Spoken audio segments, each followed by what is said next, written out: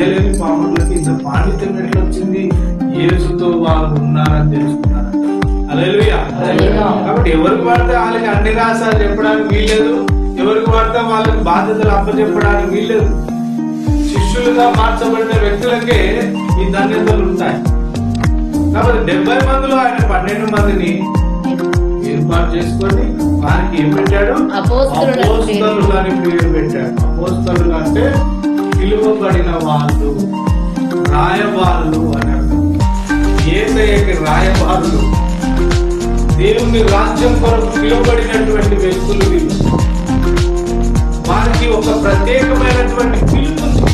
ఈరోజు దేవుని పరిచయం చేసే వారికి పిలుపుందా? మా అయ్యగారు చెప్పారు నేర్చుకున్నా, మా అయ్యగారు అభిమానంతో ఉరుకుతున్నా, 7 రోజులు